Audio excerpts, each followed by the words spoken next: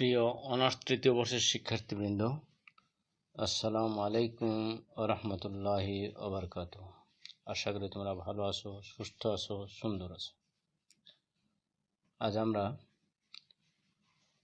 বিশ্লেষণের রসায়ন আরও একটি গুরুত্বপূর্ণ বিষয় নিয়ে আলোচনা করব।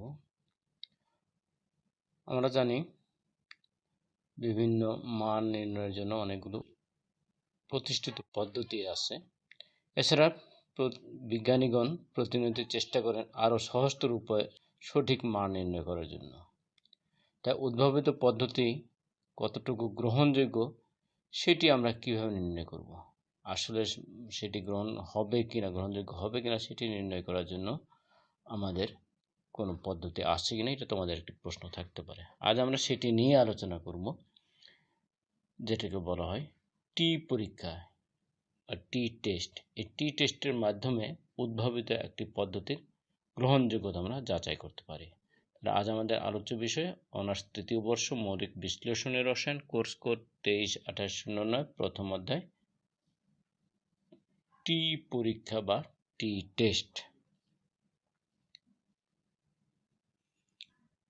টি পরীক্ষা কি?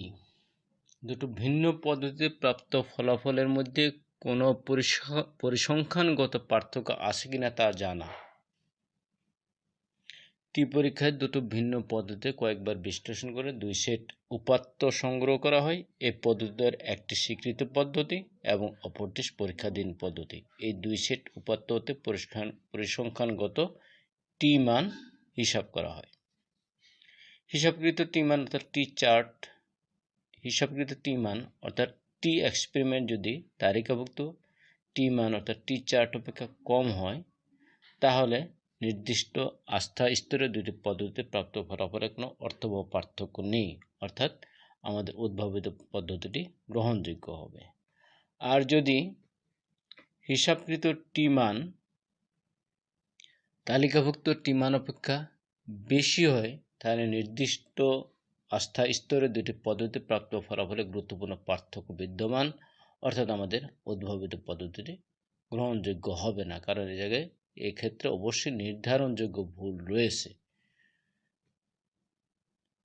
আমরা তাহলে টি পরীক্ষা কোথায় প্রয়োগ করব?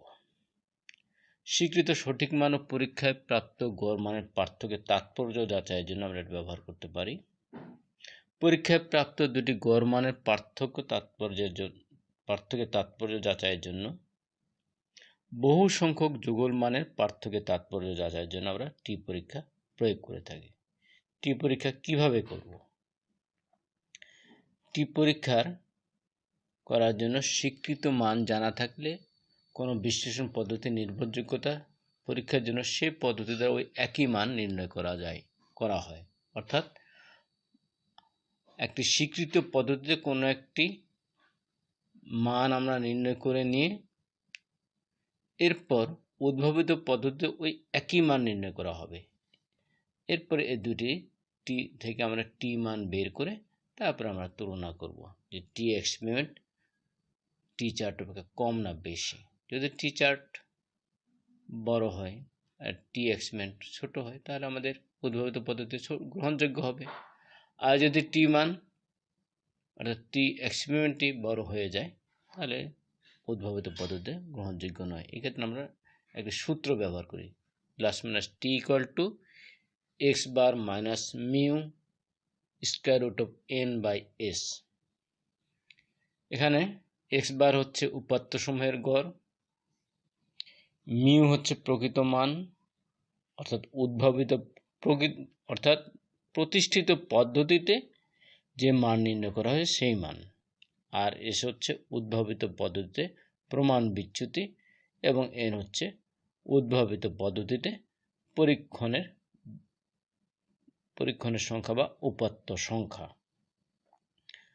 তাহলে আমরা বিষয়টিকে বোঝার জন্য একটি গাণিতিক সমস্যার সমাধান করে এটি আমরা বোঝার চেষ্টা করতে পারি। একটি নতুন পদ্ধতিতে কয়েকবার বিশ্লেষণ করে সোডিয়ামের পারমাণবিক ভর নির্ণয় করা হলো 23.01, 22.99, 23.03, 23.02 এবং 23.05।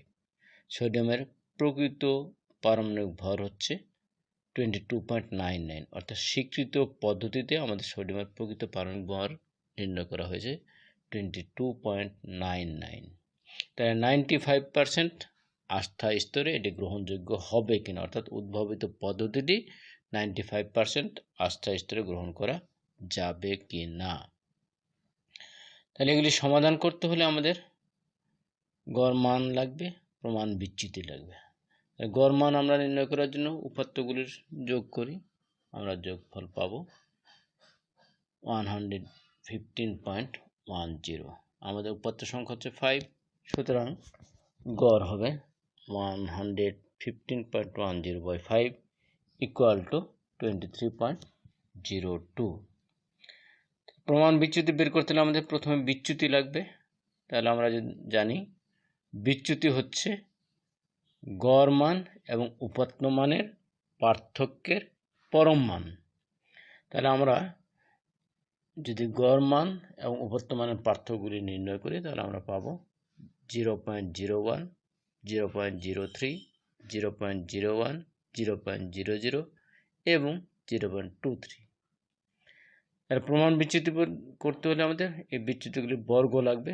যদি আমরা বর্গ করি তাহলে আমরা পাবো 0.0001, 0.0009, 0.0001, 0.000 এবং 0.0009, এবং এগুলি যদি আমরা যোগ করি তাহলে আমরা পাবো 0.002।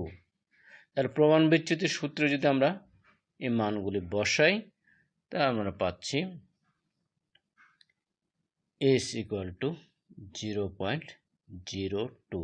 তাহলে আমাদের নির্ণীত প্রমাণ বিচ্যুতি হচ্ছে 0.02। তাহলে আমরা পূর্বে যে সূত্রটা আমরা দেখেছিলাম সেখানে যদি এই S, x বার, n, মিউ এর মানগুলো যদি আমরা বসিয়ে দিই তাহলে আমরা কাঙ্ক্ষিত t এর মান নির্ণয় করতে পারবো। আমাদের উপাত্ত সময়ের গড় হচ্ছে 23.02, প্রকৃত মান 22.99, প্রমাণ বিচ্যুতি 0.02 এবং উপাত্ত সংখ্যা 5। সুতরাং আমরা t এর মান পাব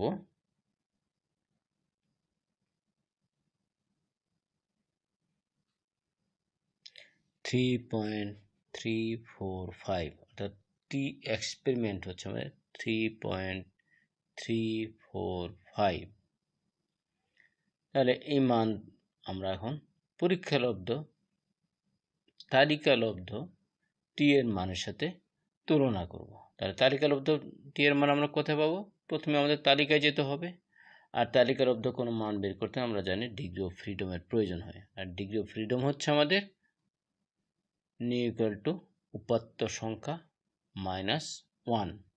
আমাদের এখানে যদি উপাত্ত সংখ্যা 5, তাহলে ডিগ্রি অফ ফ্রিডম হবে 5 - 1 = 4। আর আমাদের প্রশ্ন করা হয়েছে 95% আস্থা স্তর। তাহলে 95% আস্থা স্তরের জন্য আমরা তালিকার থেকে টি এর মান নির্ণয় করব। তাহলে টি চার্ট আমাদের সামনে দেওয়া আছে, আমরা এই টি চার্টটা থেকে কিভাবে নির্ণয় করব। আমাদের উলম্ব বরাবর দেওয়া আছে আস্থা স্তরগুলো এবং আনুভূমিক বরাবর দেওয়া আছে ডিগ্রিজ অফ ফ্রিডম। আমাদের এখানে ডিগ্রিজ অফ ফ্রিডম হচ্ছে 4 এবং আস্থা স্তর হচ্ছে 95%। তাহলে চতুর্থ সারিতে আমরা যদি 95% আস্থা স্তরে টি এর মান দেখি তাহলে হলো 2.776। সুতরাং আমাদের 95% আস্থা স্তরে নিউ ইকুয়াল টু 4 এর জন্য টি চার্ট হচ্ছে 2.776। আমরা পরীক্ষালব্ধ টি এর মান পেয়েছিলাম 3.345, আর তালিকা হতে আমরা টি এর মান পেলাম 2.776। তার স্বাভাবিকভাবে আমাদের পরীক্ষালব্ধ টি এর মান বেশি এবং তালিকালব্ধ টি এর মান কম। অতএব 95% আস্থা স্তরে উদ্ভাবিত পদ্ধতি গ্রহণযোগ্য হবে না। অর্থাৎ এই পদ্ধতিতে একটি নির্ধারণযোগ্য ভুল রয়েছে, সুতরাং উদ্ভাবিত পদ্ধতি গ্রহণযোগ্য নয়। অর্থাৎ 95% সম্ভাবনা রয়েছে যে প্রকৃত পারমাণবিক ভর আমাদের 22.99 এবং পরিমাপকৃত গড় পারমাণবিক ভর 23.02 এ দুয়ের পার্থক্য দৈব কারণে নয়। অর্থাৎ আকস্মিকভাবে ভুল হয়নি, এটি একটি নির্দিষ্ট পদ্ধতিগত কারণেই ভুল হয়েছে, সুতরাং এটি আমাদের গ্রহণযোগ্য নয়, অর্থাৎ উদ্ভাবিত পদ্ধতি আমরা গ্রহণ করতে পারবো না। তাহলে আশা করি তোমরা সহজে বুঝতে পারলে যে আমরা কিভাবে টি টেস্ট করব। এই টি টেস্ট দ্বারা আমরা উদ্ভাবিত একটি নতুন পদ্ধতি গ্রহণযোগ্যতা যাচাই করতে পারি। তাই তোমাদের কিছু সমস্যা আমরা দেই, আশা করি তোমরা বাসায় পূর্বের পদ্ধতিটি সমাধান করবে। তাহলে প্রথম সমস্যা হচ্ছে, নতুন উদ্ভাবিত একটি বিশ্লেষণের পদ্ধতিতে একটি নমুনার 5 বার কপারের পরিমাণ নির্ণয়ের গড় পাওয়া গেল 10.8 ppm, অর্থাৎ এক্স বারের মান আমাদের এখানে দেওয়া আছে 10.8 ppm। প্রমাণ বিচ্যুতি এস এর মান হচ্ছে ±0.7 ppm। এই নমুনায় কপারের পরিমাণ 11.7 ppm হলে 95% আস্থা স্তরে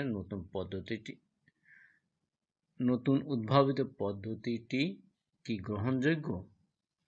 এটি তোমরা সমস্যাটা সমাধান করবে, আশা করছি সহজেই করতে পারবে।